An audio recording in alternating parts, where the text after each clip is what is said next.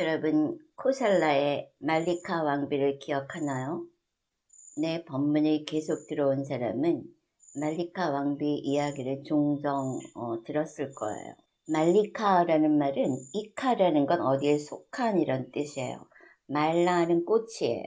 그러면 꽃에 속한, 그러니까 우리나라로 따지면 꽃집 아가씨예요.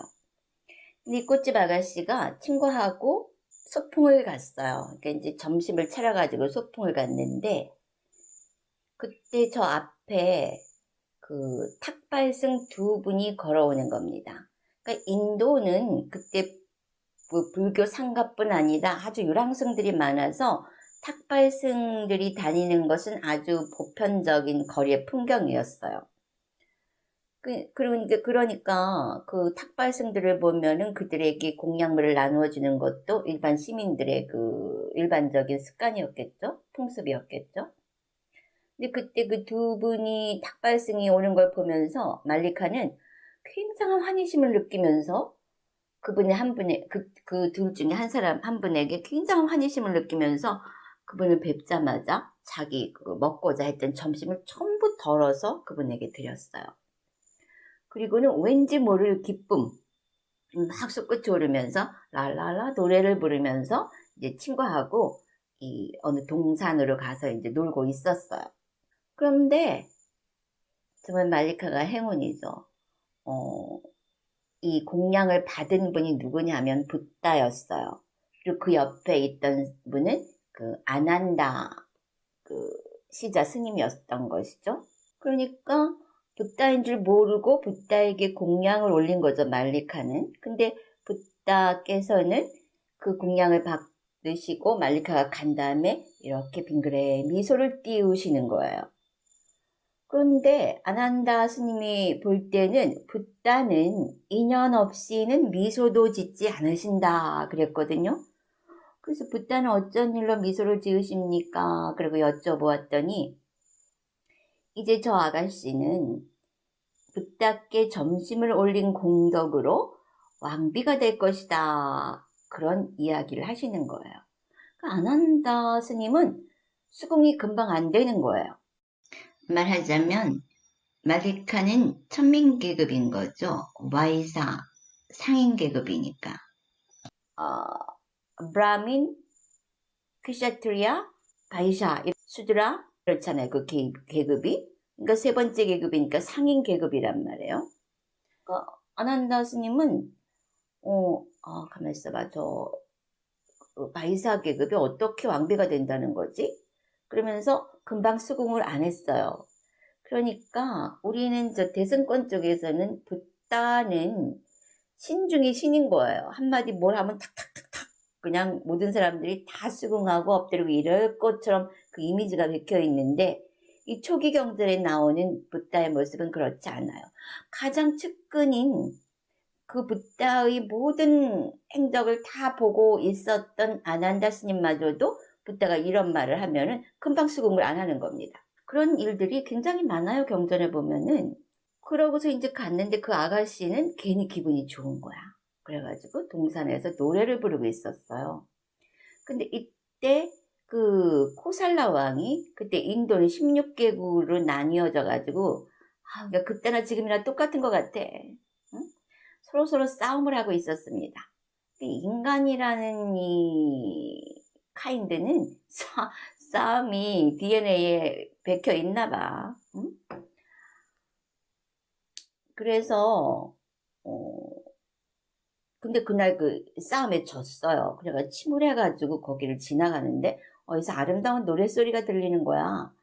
그래서 그 노랫소리를 따라서 가보니까 거기 말리카라는 아가씨가 있는 거예요. 뭐 우리나라 지금 말로 뭐 첫눈에 반했다 그러나? 하여간 그러한 게 인연이 돼가지고 말리카를 데리고 궁으로 와서 그날로 왕비를 삼았어요. 그러니까 금방 붓다의 그 말씀이 실현이 된 거죠. 그러니까 우리가 붓다에게 올리는 공덕은 순식간에 일어나면서 그 사람의 인생을 완전히 바꾸는 거죠. 응? 그렇게 붓다께 공양을 올리면서 그 즉시 운명이 바뀐 기록이 경전에 몇 개가 나와요. 그것도 또 하나도 또 꽂혀가는 것이에요. 하여간 그렇게 해가지고 이 말리카는 코살란 말리카로 불리면서 왕비가 되었어요. 그래서 그것을 계기로 해가지고 말리카는 그 붓다의 아주 그 헌신적이고 신심 있는 그 여성 신도로서의 역할을 하고 있다고 경전은 기록을 하고 있죠. 그러면서 이 말리카가 그러면서 말리카는 서민 출신이어서 그랬는지 그 일반인들의 그 애환이랄까 이런 것을 해결해 주기 위해서 붓다에게 가서 질문도 많이 하고 법문도 자주 듣곤 했습니다. 그 중에 하나가 뭐냐 하면은 말리카가 이제 왕비가 되어서 이렇게 세상을 보니까 왜 어떤 사람은 잘 살고 어떤 사람은 못 살지? 어떤 사람은 잘생겼고 어떤 사람은 왜 못생겼지? 어떤 사람은 왜 인기가 있고 어떤 사람은 왜 인기가 없지? 이 질문이 딱 떠오르는 거예요. 그래서 붓다에게 가서 여쭈었죠. 왜 그럴까요, 부처님? 그랬더니 붓다가 하시는 말씀이 곧 가난한 것은 베풀지 않아서 그렇다. 또 얼굴이 추하게 생긴 것은 화를 내서 그렇다. 그래서 화를 안 낸 사람은 얼굴이 젠틀하게 핸섬하게 생긴다. 그러니까 그 잘생긴 배우나 탤런트들이 그렇게 대중으로부터 그 대접을 받지 않습니까? 그리고 영향력이 있는 사람이라는 것은 남이 잘 될 때 질투하지 않았던 사람이다. 근데 그 말은 좀 이 현 시국을 생각해 보게 하네요. 리더인 사람들 중에도 뭐 전생이 그랬다는 거죠. 어쨌거나 그 리더로서 영향력을 행사하고 있는 사람들, 그 리더십이 있는 사람들은 뭔가 남이 잘 될 때, 그 질투하지 않고 우백가, 무디타 수행을 했다는 거죠. 함께 기뻐해 주었던. 근데 지금 리더들을 보면은 뭐 다음에는 그런 특성을 가지지 못할 사람들도 많이 보이죠. 이번에 트럼프가 내가 그 뉴스를 봤는데 트럼프가 어떤 상황에서 문 대통령의 행동과 아베 수상의 영어 발음인지 뭐지 흉내를 내서 조롱거리를 만들었다 하는 뉴스 기사를 내가 본 것 같아요. 뭐 미국뿐만 아니라 여기저기에서 그렇죠. 그렇게 해서 이 말이 이제 경전에 나와요. 근데 하여간 그런저런 연고로 말리카는 부처님께 공덕을 굉장히 많이 지었습니다. 항상 보시를 하고 내일은 붓다에게 뭘 올릴까, 승가에 뭘 올릴까. 그 왕비니까 할 수 있는 그 영역이 아주 많잖아요. 그렇게 살다가 어느 날 이 왕비가 죽었어요. 그러니까 왕비를 사랑했던 코살라 왕은 아주 시름에 깊이 잠긴 거예요. 그러면서 낙담하여 가지고 붓다께 옵니다. 그러면서 우리 말리카 왕비는 죽어서 어디에 갔습니까? 이렇게 물어봤어요. 근데 말리카 왕비가 살아서 아주 좋은 일을 많이 했어요. 덕을 많이 쌓았는데 상가에도 그렇고 붓다에게도 그렇고 아주 공덕을 많이 쌓았는데 한 사건이 있었어요. 조금 불미스러운 사건이 있었는데, 요거는 내가 링크를 올려놓을 테니까 관심 있는 사람은 가서 보세요. 요 내용이 나오는 게 법구경 개성 151번이에요.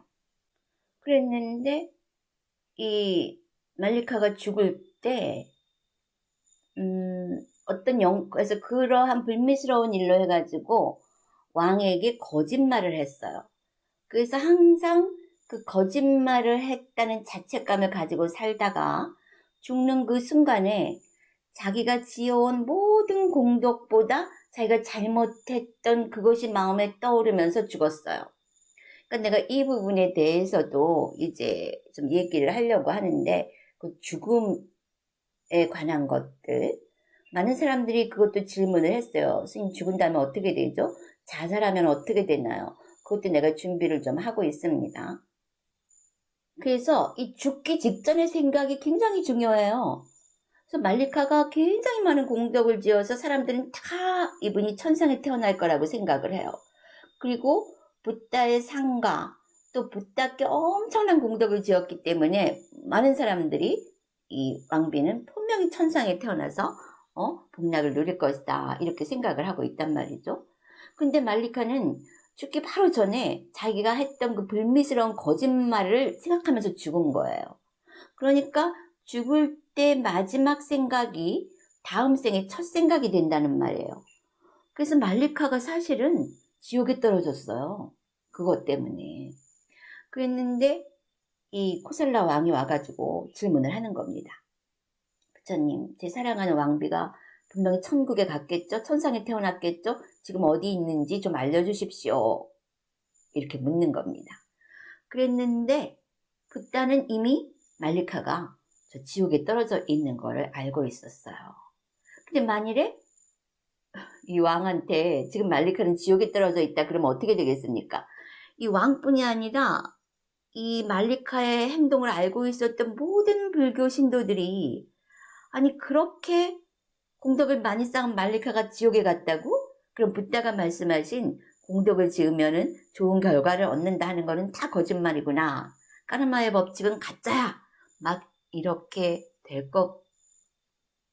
결과가 일어날 수도 있었던 거예요. 자, 여러분 여기서 잘 보세요. 여러분 같으면 어떻게 하겠습니까? 불교에서는 거짓말을 하지 말라고 그랬어요. 그리고 오계를 지키는 사람들이 굉장히 힘들어하는 게 이 거짓말 하지 않는 건데 세상에 거짓말 하지 않고 있다가 나만 사회생활 하면서 손해보는 거 아니에요? 나만 사기당하는 거 아니에요? 이런 말을 참 많이 합니다. 응? 그래서 이 지혜라는 것이 필요한 거예요. 계도 안 어기면서 또 내가 그 해야 할 일도 내가 하고 싶은 일도 할 수 있는. 자, 그러면 붓다는 어떻게 했을까요? 여러분은 어떻게 하겠습니까? 이런 상황에서. 그러니까 여기에서 일반인의 지혜와 붓다의 지혜가 다르다는 것이죠. 내가 그 우빠야라는 말을 올렸었죠. 우빠야가 빨리어인데 영어로 번역을 하자면 skill in means. 그러니까 스킬이라는 건 기술이죠. in means라는 것은 어떤 방법이에요. 그러니까 어떤 방편을 쓸 줄 안다 이거예요. 자, 붓다가 어떤 방편을 썼을까요? 그리고 붓다는 제자들에게 신통을 쓰지 못하게 했습니다. 어떤 제자가 신도가 그런 말을 했어요. 스님이 저기 올라가서 저기 그 금으로 만든 바루가 있는데 그것을 가지고 내려온다면은 많은 사람들이 불교가 굉장히 위대한 종교라고 생각을 할 것입니다. 신통을 발휘해서 그것을 한번 해보십시오. 대중 앞에서 이런 얘기를 했습니다. 응? 이것이 붓다에게 전달되었을 때 굉장히 그 승려는 꾸지람을 들었어요. 단지 신통을 위해서 신통을 보이지 말라. 응? 그러면은 붓다는 이때 어떻게 했을까요? 그렇게 붓다는 신통을 쓰는 것을 굉장히 억제하셨습니다. 그리고 이 불교의 정통문 중에서는 어떤 그 이치를 관통하는 통찰직, 그래서 인사이트라고 하잖아요. 윗바사나를. 그 통찰직, 이 어떤 그 일루저리, 이 환영적인 세상을 관통해서 이 환영적인 세상을 관통해서 그 실체를 보는 이 다르마를 최고로 삼지 신통을 보이는 것은 그 어떤 두 번째적인 세컨더리 어떤 그 능력이다. 이렇게 하는 경향이 있죠. 이 정통 불교에는. 그런데 붓다가 이때 어떻게 하셨는가 하면은 이 전후사정을 다 살피신 다음에 코살라 왕이 물어보려고 올 때마다 신통력으로 이 코살라 왕이 그 생각을 못하게 했어요. 그리고 다른 이제 법문에 가는 얘기를 많이 해주십니다. 그러면 코살라 왕은 자기가 왜 왔는지 모르고 법문을 잘 듣고 가요. 갔다가 또 생각이 나서 오는 거야. 또 와서 물어보려고 하면 붓다가 이건 분명히 나와요. 붓다가 at will, 붓다의 의지로서 그 생각이 사라지게 하고 이 다른 법문을 해주셨다 이거예요. 이걸 7회 반복을 했어요. 잘 보세요. 붓다는 거짓말을 하지 않았죠. 그리고 붓다는 이 여러 가지 상황을 다 한꺼번에 보고 있었던 거예요. 불교가 이 코살라 개인의 문제에서부터 코살라와 연결된 그 모든 사람들의 반응, 또 불교 신도들의 반응, 그 불교 자체의 확장성, 이런 걸 다 보신 거죠. 그런 어떤 만일에 다이렉트하게 방편을 모르는 비굴함이 이랬을 수도 있을 거예요. 나는 거짓말을 하면 안 돼. 코살라, 그때의 왕비는 지금 생전에 잘못한 것 때문에 지금 지옥에 있어. 이렇게 했을 수 있다는 말이에요. 난 정직한 비구야. 거짓말 절대 할 수 없어. 그럴 수 있지 않습니까? 이 고지식한 정직함이고 고지식한 계율이라고 하는 것이에요. 방편이 없는 거지. 그래, 붓다는 거짓말을 하지 않았어요. 침묵하는 건 거짓말이 아니죠. 그리고 그때 그 코살라 왕이 왔을 때 붓다는 반문을 해주신 거죠. 그리고 7일째에 보니까 이제 왕비가 그 불선업이 다 해서, 그러니까 인간으로 태어나서 업이 닿으면 죽듯이 그 지옥에서 업이 닿으니까 지옥에서 순식간에 투시타 헤븐, 투시타 천상에 태어난 거예요. 그래서 그때 붓다는 코살라 왕에게 그 공양을 갑니다. 공양을 가서 공양 받으러 가셔서 공양을 받고 이제 있을 때 코살라 왕이 내친 김에 이제 생각이 또 난 거야. 그 질문하고 싶은 게. 제가 죽은 제 왕비는 지금 어디에 가 있을까요? 그랬더니 그제서야 붓다께서는 그 말리카 왕비는 지금 천상, 투시타 천상에서 복락을 누리고 있습니다. 이렇게 말씀을 해주신 거예요.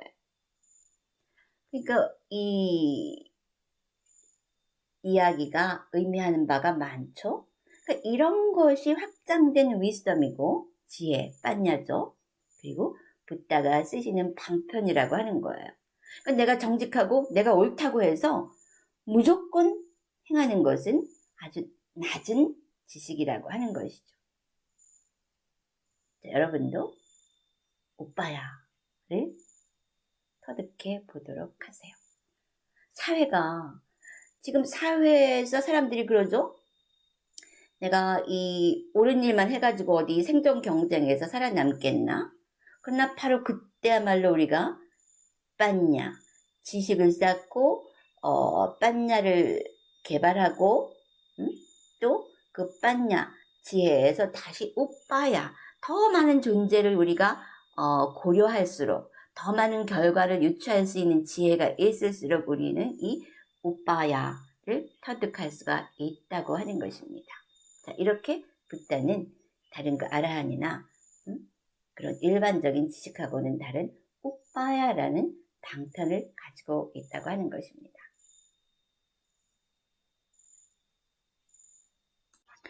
여기도 보면은 이 세상에서도 빛에서 빛으로 가는 사람들이 있습니다. 노숙자에게 신발 벗어주고 맨발로 떠난 백발 뉴요커라는 내용인데요. 이 할아버지인가 봐요. 이 할아버지. 이 사람이 노숙자인가 보죠. 길거리에 주저앉아 있던 한 젊은 남성에게 양말과 신발을 벗어주고 맨발로 자리를 떠난 미국의 백발 노인이 따뜻한 감동을 안겨주고 있습니다. 남성은 지난 18일 자신의 트위터에 이날 오전 9시쯤 뉴욕 세계무역센터 거리에서 달리기를 하던 노인이 자신의 신발을 벗어서 노숙자에게 줬다. 노인은 맨발로 뉴욕 거리를 걸어갔다며 아무도 보지 않는다고 생각할 때도 우리는 선행을 한다며 직접 찍은 영상을 올렸습니다. 자, 여기 아주 재밌는 문장이 나왔더라고요. 나도 이제 문장을 하나 배웠어요. 자, 이 문장이죠. Our character is what we do when we think nobody is looking. 그러니까 그 사람의 인격이라고 하는 것은 아무도 보고 있지 않다고 우리가 생각할 때 하는 그 행동이다.